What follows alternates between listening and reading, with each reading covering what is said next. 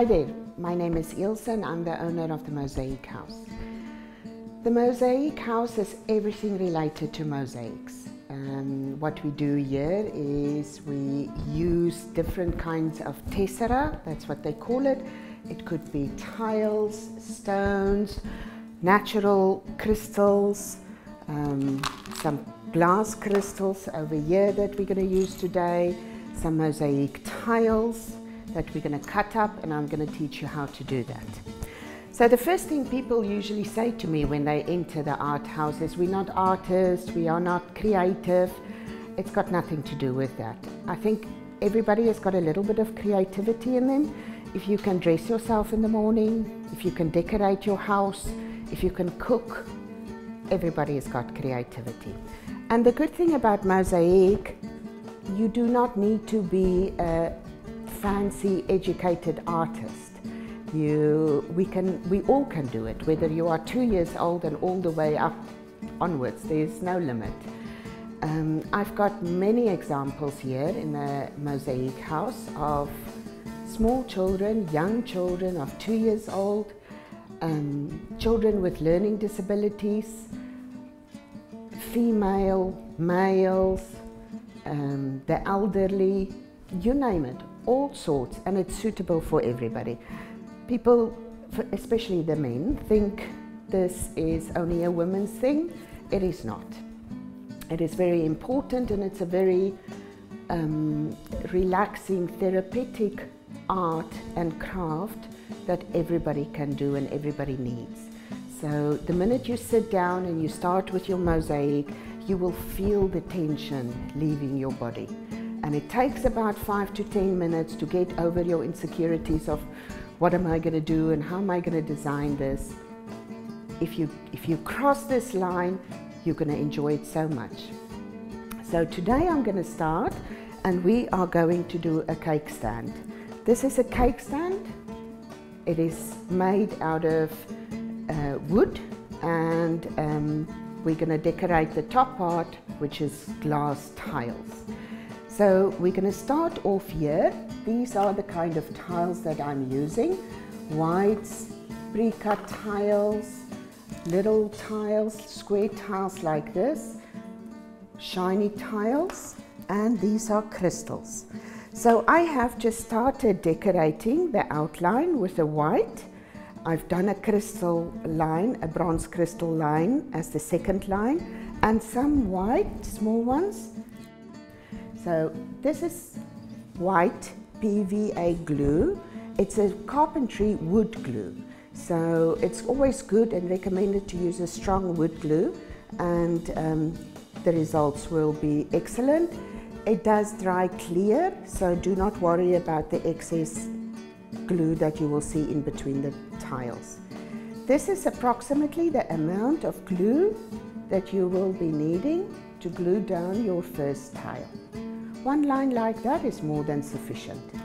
So I'm going to take a couple of these mother of pearl, and I'm just going to continue the outline to show you how we glue it down.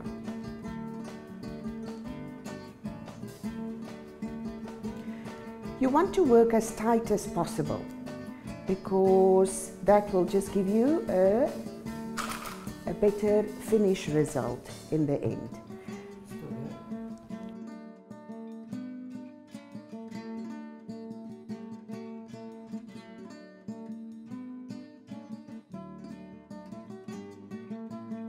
We are starting with our second line, which is the copper crystals. Again, I'm just putting a thin layer of glue all around, and I'm going to complete this circle. Again, try and work as tight as possible. You will have some gaps, and that will be filled with the grout later on.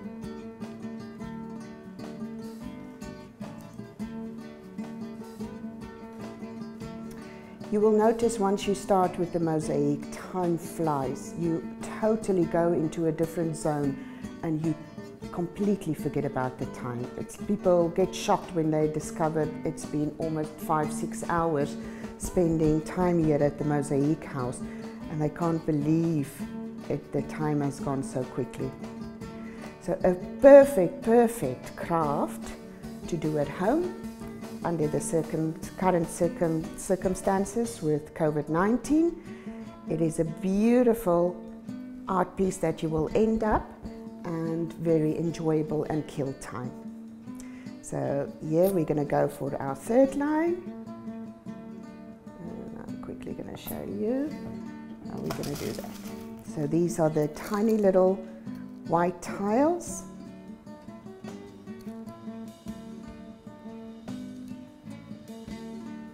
Now some people like to keep a gap in between, which is also fine. That's the good thing about mosaic, you know, there are very limited rules that applies. It all depends on you. The thing is, if you work tight, you will have a more detailed final result. But on the other hand, if you keep gaps between your tiles, you can create a different look with the color of grout that you're going to put in. Grout does come in different colors. Today we're going to use white, but it comes in browns and grays and blacks, and it's freely available in the market at any of the building material shops. It is just important to choose your grout right, because you can actually spoil a mosaic piece by choosing the wrong grout color. But a little bit more about the grout later. So what I'm going to do now is we're going to do this design in the middle.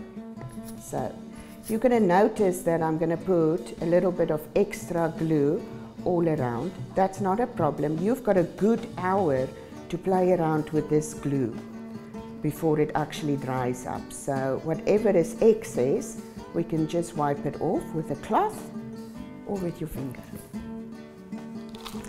So what we need to do, you need to prepare your pattern in advance, which I've already done, and I've created a little flower effect like this. So we'll just get it in place, and then we continue with the design. I have selected this bronze shiny gold color, which I'm going to cut up to fill in this entire background. Now I want to show you the cutting method of this tile. So keep in mind, it is a glass tile, and we're going to use a two-wheeled nipper, glass nipper. I want you to hold it right in the back. You'll have more control and more power. We've got two blades over here. They do not cut the flesh, so you do not have to worry about them. They are not dangerous, but they do cut glass. And once glass is cut, it's sharp, so you do need to take care. It is always recommended to take care of safety. So it is advisable to wear goggles or to wear some eye protection. If you want, you can wear gloves because you've got sharp bits as well. But I'm also going to show you a method where you will be able to control the tile and protect yourself and others from any shards flying around. So here we go. Please note, my hand is right at the back, and I'm going to cover this to protect the tile from going all over the place. So here goes. I'm going to put it in place, and I'm going to squeeze down. And I'm going to end up with two pieces like that. I want to cut this smaller because I want to have quite an intense piece in the middle. Now I'm not going for rectangles or squares or triangles. I'm going for all different sizes. Now have a look what I'm doing with my tile. This is another trick. I'm turning my tile blades towards the ceiling. I'm holding on to the tile on this side, and I'm going to squeeze down. And it's going to drop right in front of me onto the board. Okay, if I do that, and the wheels are down, facing downwards, this tile is going to go all over the place. And this is the dangerous part, because it could be dangerous for your eyes and it could be dangerous for the other people sitting around you. And to be honest, it's a terrible mess, because now you've got tiles all over the floor and all over the place that you need to clean up. So always keep in mind, turn your wheels upwards towards the ceiling and cut. You do not have to worry about the size that's coming out, the shape that's coming out. We want all these random cuts. And they're going to look like that. There's no particular shape involved. I'm going to cut a few more to demonstrate the process. Wheels up. And back. So, this one we're going to cut in half. This is the initial step. And now we cut them in different shapes.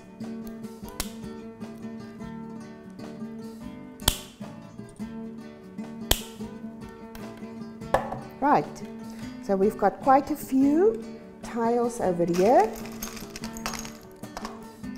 in different shapes.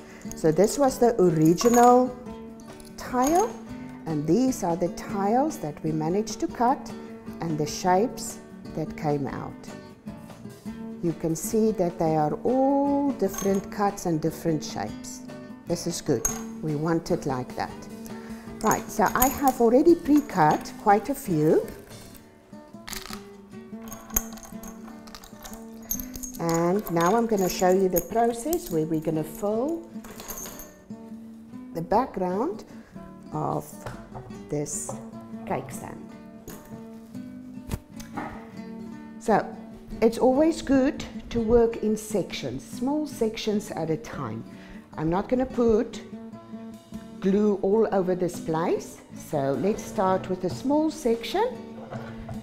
Let's turn this where we did some glue. This is the glue part that we've done earlier. I'm going to put some glue. You just want enough to cover the surface of the wood. Okay, again, not too much. It's going to dry very strong and it will dry clear. So you do not need more than this. Just make sure that the entire surface is covered. Now I'm going to start with my mosaic pieces. And this part is like a puzzle. So we all love puzzles, and you just need to fit them in. Fit them in place and continue. So one of the rules that we always need to follow is we work always from outside in. Now, this is the section that I'm working on. So let's call that my circle at the moment. I'm going to work from the outside in. So I've done this part. I've done this outside. And now I'm going to do this outline.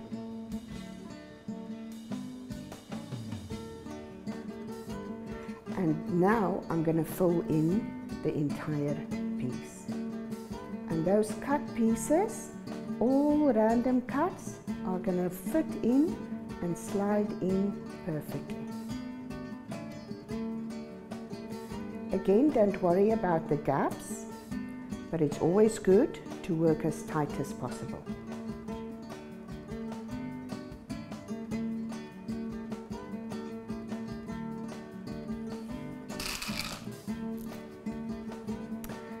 So all these in the bowls has been pre-cut in the same method that I've showed you earlier. You will need the tile nipper to cut glass. You cannot use another tool. I hear that quite often. I've got pliers in my house, or can I use a scissor? No, you can't. These are special tools that cut glass. So it is important to have this tool with you. You can either purchase it online, or I believe there might be some available in the market, a little bit hard to find, or you can get them from us. So I'm going to stop right there, because this is now how we finished that section of the copper. This is going to go all around, but it's going to take some time. So what I've done, I have prepared a finished piece already. So this is the finished result of the mosaics. We've glued down all the tiles. We used our different textures of tiles and colors, and this is the background of the copper gold that we cut up with the special nippers, and it is complete now.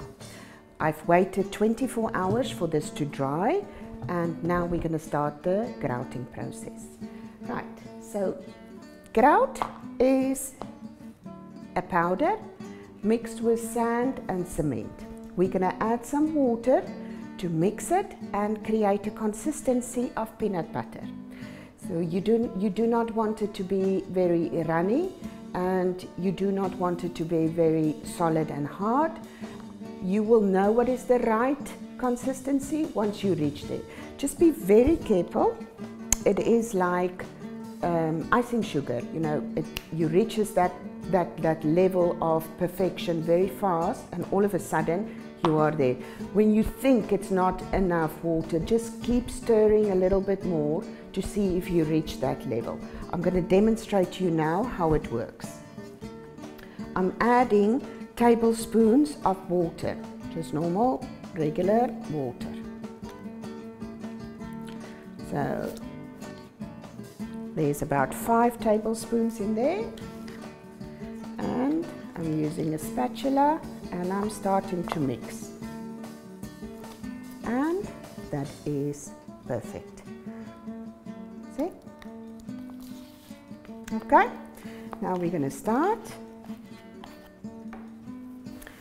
I'm going to wear gloves because this is a chemical after all. It's not really harmful to your hands, but some people might be sensitive to chemicals, so it's always recommended to wear gloves. I'm going to take the spoon and I'm just going to scoop out lumps of grout and spread it out. There we go.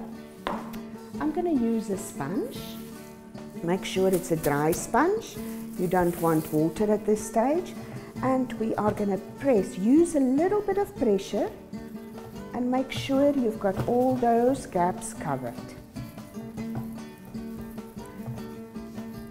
For this situation, I'm even going to go all the way towards the edge. I want to make sure those edges, that line over there, is also completely full. I'll come back to that part. So it's really as simple as icing a cake. It's the same concept, but the difference is you do not want a thick layer of grout afterwards. So make sure all those gaps are filled with grout. We have removed all the excess grout on top, and we're going to let this sit for maybe about 10-15 minutes to settle. Now the important part is you can leave this for a good 10 minutes. Temperature plays an important role here. Depends on which areas, regions you are, what time of the year and seasons we are in. In the winter times it takes longer to dry. In the summer it is really fast, especially in Bahrain. So you do not want to leave this overnight. It is cement. If it gets hard and it cures on top of your tiles, there is no chance you're going to get rid of that. You can throw this whole piece away. So it's important to clean this minimum or maximum wait of half an hour. Do not wait longer than half an hour. So squeeze out all that water and start to wipe. So before you think you've lost your piece and it's covered with cement, just keep on washing and you will see your tiles start to shimmer through.